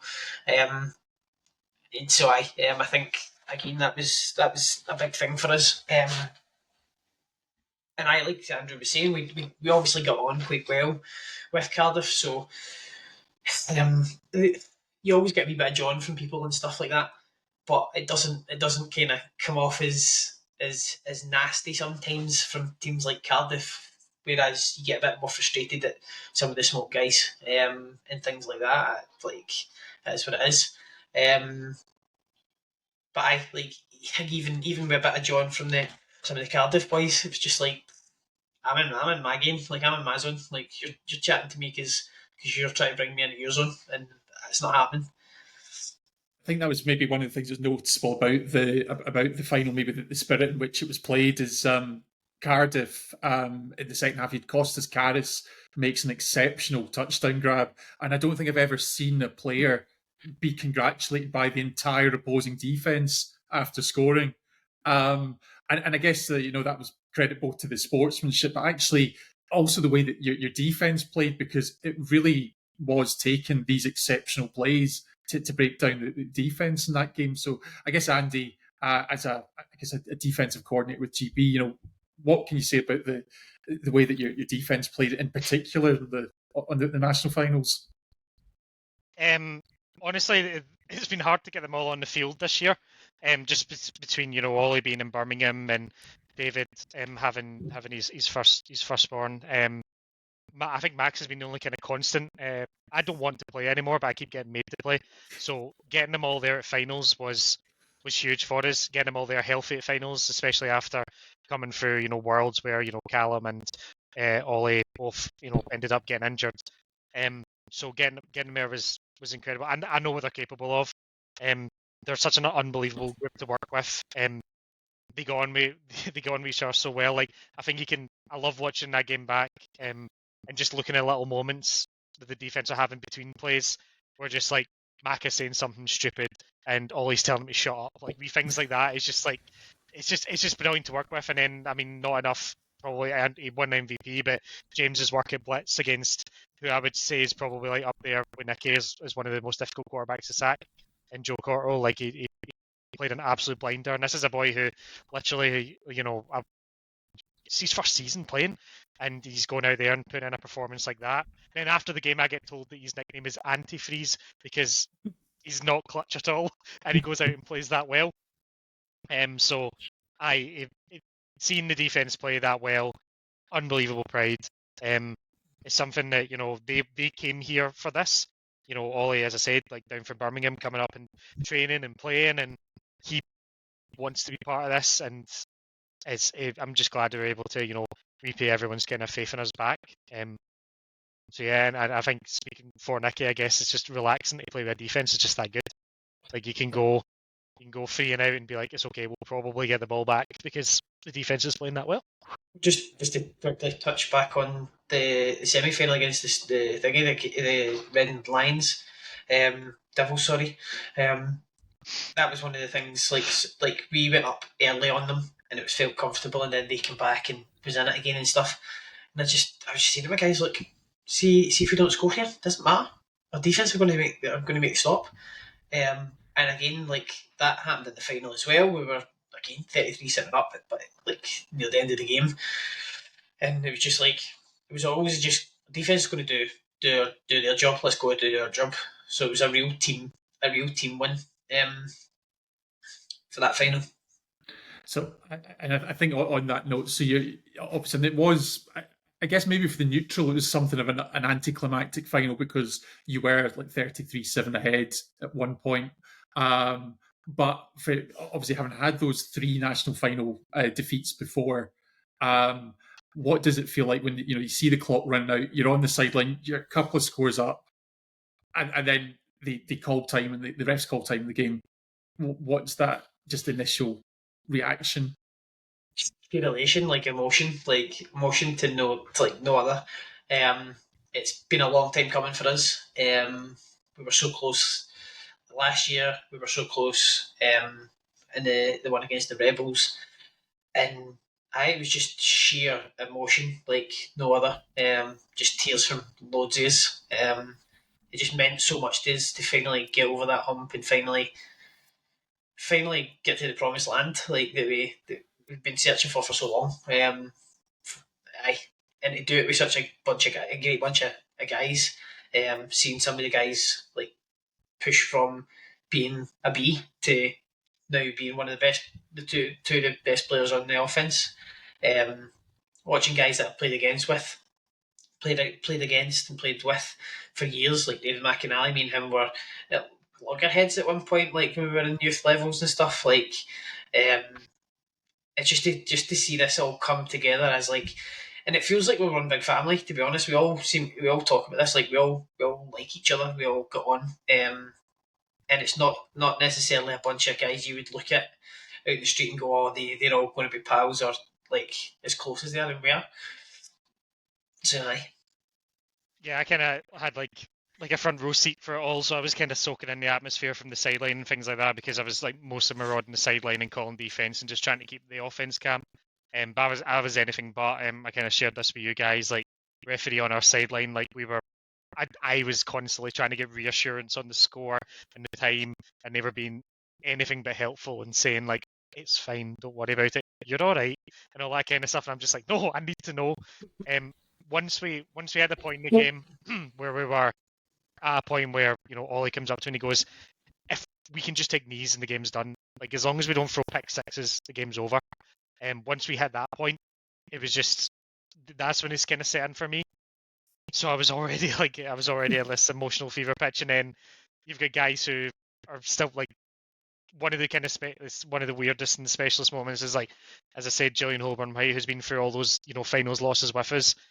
He was getting on at the offense for like we're literally pitching the ball forward and just trying to run clock at this point, and he's getting frustrated in the sideline. And I have to go up to him and go, Jules, we're fine. Like as long as we don't throw a pick, we're fine. It's over. And he's looking at me and he's like, we've won. Like it's over. Like we cannot lose unless something daft happens. And being able to like give him that in that moment was really special. And you just, as Nicky said, you just see it in the. I wish the streaming was better. Being honest, like it really cut off early, but just seeing the emotion that came out afterwards, and I think Robin was taking pictures with you and just kind of set up with the camera, and just seeing the emotion that we had, and it was just a long time coming, and you kind of touched on it being like maybe a disappointing game for the kind of neutrals because of the level of win, but it almost felt like it was always going to be that. Like once we kind of punched through that that door, we were stepping through. We weren't just going to tentatively stand outside. We were coming for that championship. And once, I'd probably say once Maka got that pick in the first half, we're just like, aye, this is coming. Like we're getting this. I remember watching the live stream at the time and watching the final, and even when we realised it was over, even I let out a cheer. I was sitting in the living room watching it, and even I let out a cheer. Andrew, Gav didn't see this before he came online, but you've got a certain thing beside you. You want to show it off? Yeah. So this is probably one of the. I've got. Arrogantly, I've got a lot of trophies, but this thing is unreal. Hey, look, it's used. Hey. Look at that. This is one of the coolest things I've got, and then Nicky, I think you've got something on your hand there that you want to show. Never even noticed. So yeah, Yeah. Super. So got to we take got it. off. Very Got this nice. from Baffa himself. We were able to get this off of Baffa. Superb. So Oh, yeah, it must have been nice to get your touch. hands on that trophy eventually, Andrew. Must have been. We've spoke throughout this whole chat. You guys have been there since the start, youth cadet level, to get to that basically now where you've reached the pinnacle of the sport in UK. It must have been unbelievable. I mean, the amazing thing, right? This is going to sound odd, but the amazing thing is, at the very next morning in the lobby, like we went out and stuff, and I really enjoyed the night out as well. After, like, we weren't in the main bar that everyone else was in. We went and found somewhere else, and we sat and we listened to music, and we trudged back to the hotel. But the next morning in the lobby, everyone's just talking about next year. Everyone's talking about running it back. Once you've had it, you want it again. And I think that's the key thing for me, is that we got it, but we're like, we know we can do this again. So all eyes on 2025 for us. We've only got 13, 14 days left of being this year's champions, until we're last year's champions. So we need to get working and push to get it back again. Yeah, superb. Great to finally see you doing it. It's gave me a bit of pride as an ex-teammate to watch you doing it as well. So I'm delighted for you. Yeah, I appreciate that, Yeah. and I appreciated all the messages we got from people. Phone was blown up. It was wild. It meant a lot. It meant a lot. I think again, like you said, there was so many people messaging me after the game as well, and I think we did. I think for a lot of people it was a bit like, hi, they kind About of time. about time. They kind of deserve it at It this point. Like it was a bit of a, and I don't want to say this, like it sounded like a bit of a thing, but a bit of the people's champion this time, like as opposed to like some of the winners in the last couple of years, maybe not being that. Yeah, But you just saying that on that night. Obviously, like, let's go back a bit. You talked about you had to repair that reputation back 2015. So, like, the people now were happy that he's won it. Like, I know it's a 9-year gap, but that's a massive change from 2015, where basically nobody liked you, to now everybody's Yeah. delighted that he's won the title. So, as much as Yeah. winning it is a massive thing as well, that must basically make you feel a bit proud that he's managed to turn that corner and change people's perception of you. Definitely, aye. Again, a lot of it, I feel like stems from partly me as well, being so hot-headed in the past and stuff like that. So again, changing my personal one, and then also seeing that come couple with the Hornets as well as a whole, it's just been great to see. So I appreciate everybody who reached out to us and said congratulations the next day, even when we seen them at the Div 1 stuff, and yeah. It was again, being on that sideline, just all that support, and then like big part was the youth team being there as well. Like we finally got a youth set up going this year, and they were at finals too. They punched their ticket as well, and they were in the plate final. So having like all those parents and kids that there were, to support us was massively special. Like my favourite picture from that day is the big team photo of all of us. Like it was just absolutely cracking. That's where we were. So yeah. Shout out to them, by the way, because some of the kids can ball. Like some of those kids are finally getting off the field. Finally getting off. Yeah, absolutely. I mean, it really kind of brings it full circle, and it takes it back to, I guess, the Hornets' roots as a really a youth team originally, and then here we are, 20 years on, and you're collecting that national senior title with a brand new minted youth team side by side with you. So I think it's amazing to see, and I guess in parallel with that, just kind of tying into the to everything else that's been on in the world of flag, obviously. You had the World Championships this year in Finland as well, Andy. So that's been a really big couple of months for you. Just talk to us. Obviously, we're not going to do a full recap of the tournament because that's 3-4 months ago now. But what are your main reflections and experiences of Latin Finland this year? It's the best tournament I've been to. It was the first day. It felt like you were kind of walking around and like seeing celebrities. Like these are people that you've followed on Instagram for months and seen their build up, and like all the US players and Mexicans and like Swiss boys that you've seen and Germans and all that. Like it's just unbelievable. What a tournament! Just like we knew we had a big microscope on us. after, you know, drawing Germany, who are the European champions and things like that, and we always felt like we had, you know, a really good game plan for it. So that was, you know, one of the highlights of my flag career. The team are unbelievable. They've got such great spirit, such great attitude, with all the kind of barriers that are kind of self-imposed with some of the kind of, what we say, non-financial support that they don't really receive. They could be doing more, they could be doing better with more support, and hopefully that comes now with, you know, the news in the past couple of days. The BAF has secured funding from Sport England and stuff, so I'm really excited for where it goes next. But just an unbelievable tournament. It was borderline perfect. Wish we'd done better. Wish, you know, 5-2 record's really good, and I got, you know, again, front row seats to some of the best plays I've ever seen live. I don't know how much you guys watched, but in fact, that's kind of how we found out it was you guys behind us. Whenever, you know, the Liam Harper walk-off sack against Spain and Maka's pick against Japan, just two unbelievable plays by two unbelievable human beings. So yeah, really proud to just be part of that. Absolutely, and I think one of the things that jumps out, because you're right.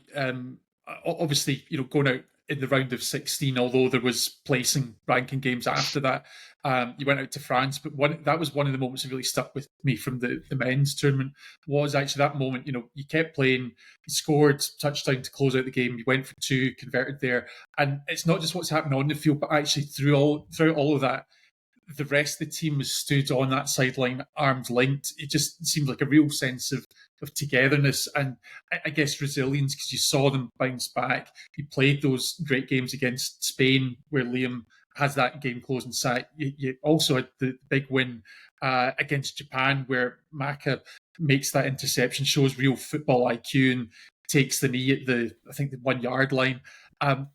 What, I guess, can you say about the strength of spirit within that team? Yeah, I think, again, like, they all know, you know, where they're coming from. There's a massive shout out in particular to, like, the captains and Maka and Liam and Liam and Alan Young, who've kind of brought aboard Casper, who's been a sports psychologist for the team. So we do a lot of work on sports psychology from camp to camp to camp.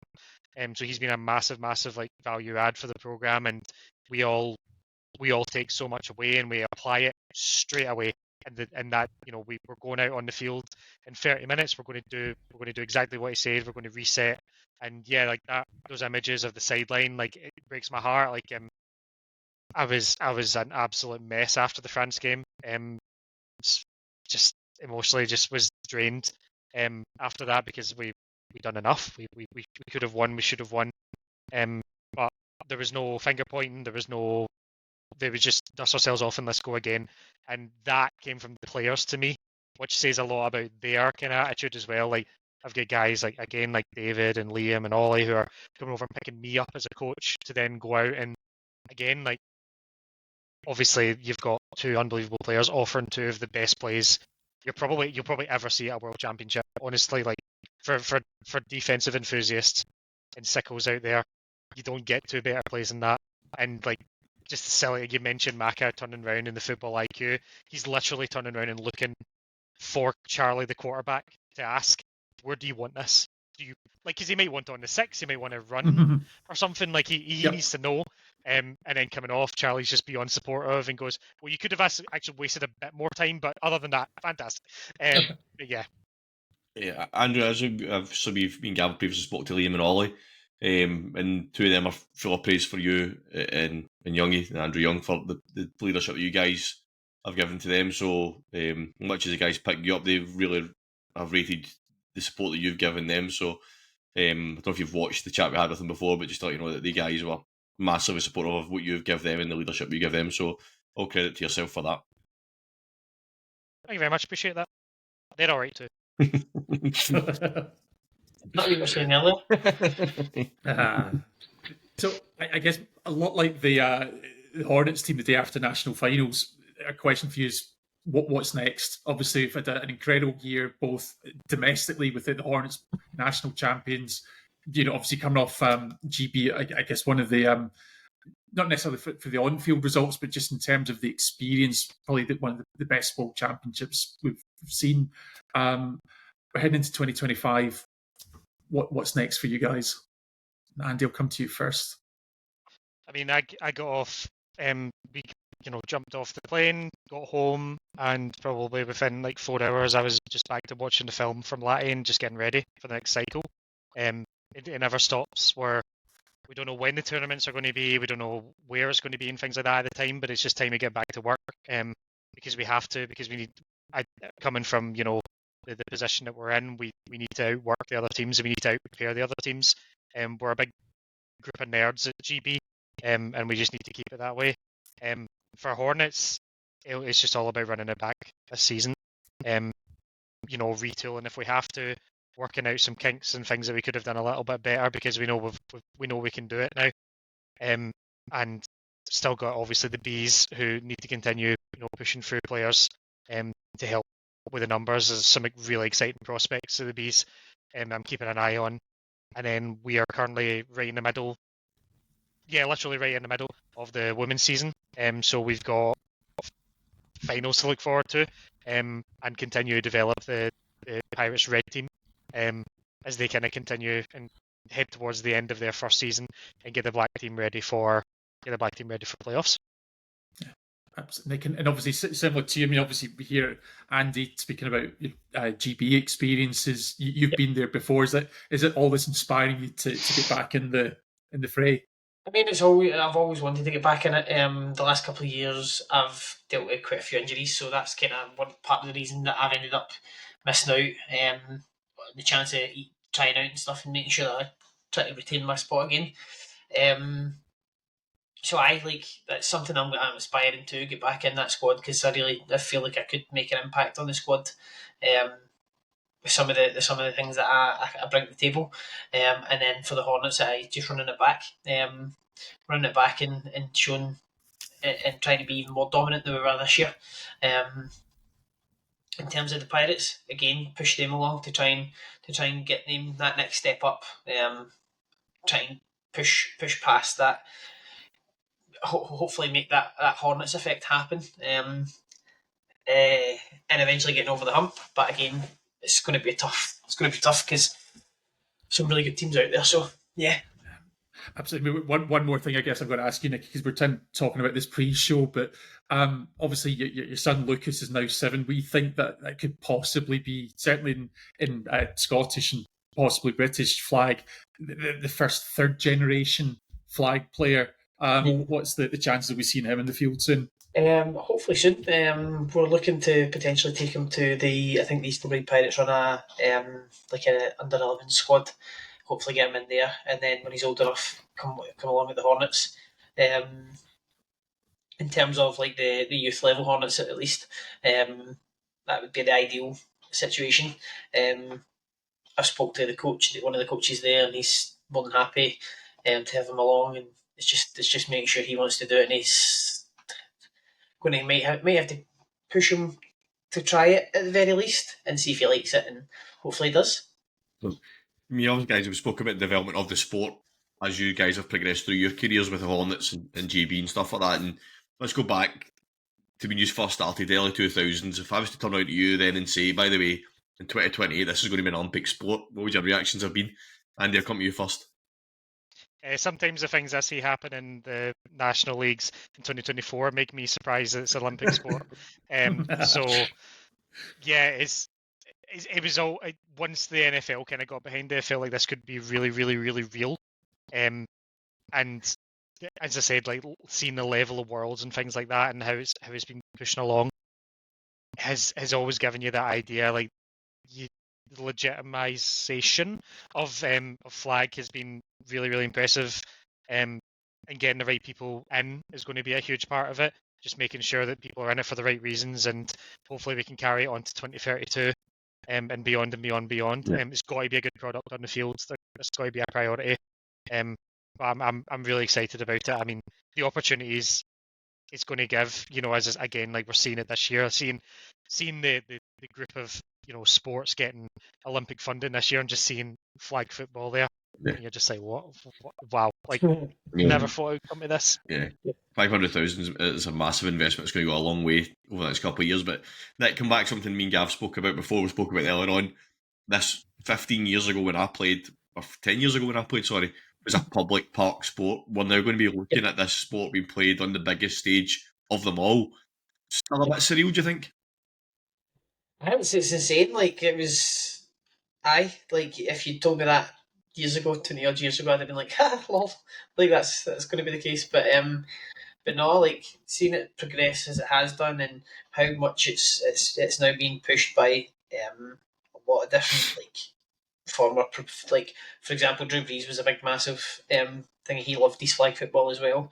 And I hope something like this changes the attitude to some people, because a lot of times you do get a group of people in the contact community who are just like, oh, it's flag, it's non-contact and all this Just kind listen of to stuff. commentary if you want. Exactly, listen to the commentary for thingy, like, just absolute knuckle draggers. Some people out there, and I really do, like, some of these athletes are insane, and could probably do it at a high level on the field with pads on. So, like, as long as much as it's not a contact sport, like, it's still played at a ridiculously high level, and the athletes out there are insane. So, hopefully that kind of changes the attitude a little bit, and more people are more inclined to come along and play. Yeah, I mean, I think it is now the an elite sport. It's went from an amateur public park sport to being an elite sport now. Things that we've seen when we spoke to Izzy Garechi before, it was like US colleges are now offering flag football scholarships. That's just bonkers. Yeah. I mean, to think that that's now where this sport is at, and it's phenomenal to see. I mean, we're massive advocates of the sport, and we've seen how much we try and publicise it and promote it. And one of the things that Gav has made a point, especially about Latte, what is a lot of it is down to production and making it look good for people that are watching it. So those that aren't maybe fans of the sport, you want to entice people in. That production is a key part of it, and we've seen it at Latte how good it can be, and it's just going to ramp up massively for LA, and we're going to be there all the way, especially with the GB teams on both sides of the mixed and the women. So we're looking forward to the next couple of years, kind of breaking down how it's going to work and how they're going to get there and what the qualifications. There's a lot of hurdles still to go through and questions still to be answered, but the fact it's even just on the card early 2028 is unbelievable, and I'm looking forward to seeing where the sport goes from here. It was in a stadium. It was in literally in a stadium. I was there, sitting there in like a stadium, and I'm looking at like, flag? It's flag football. That's a thing I played in Paisley in a park. What's this all about? This is wild. That's it. It's the presentation. I mean, the final had the commentary, but even just being able to watch a live game and see not just the score but the game clock. For the World Championships, it was only the final that had commentary, but actually watching the rest of the games, that didn't matter. You had a feed that was following the game. They had instant replays and highlights just on demand. And that's the thing. It's like, as much as the quality's been variable, there's always been elite players at the sport. There's strategy, there's entertainment, there's tension, there's drama. Obviously, the GB men's team had a great game. I think the GB women, where they actually went out to Japan, was one of the best games of the tournament that I'd seen as well. And I think it's just actually getting that now out in front of a bigger audience, because IFAF have been doing a great job with it. It's just now getting more and more people exposed to that. And I think, thankfully, we are starting to see more and more people take interest in the world of flag, and hopefully it's only just going to grow and grow. So I guess as we're coming to the end, obviously we've seen that there's opportunities at every level, whether it's youth, whether it's getting involved in your local senior club. We've got the international competition. I guess if you guys been true stalwarts and champions of the sport now, both literally and figuratively, what advice would you give to people that are wanting to get involved in the game?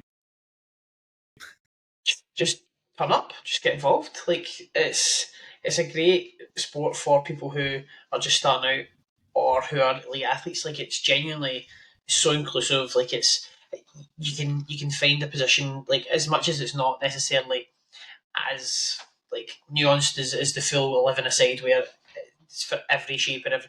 You still see guys out there that are offensive linemen at contact level, absolutely loving it, because they get to run about and they get to catch the ball, they get to play all these different positions and stuff like that. So yeah, it's such a good sport to have, and for kids and stuff like that. It's a great way of building fundamentals.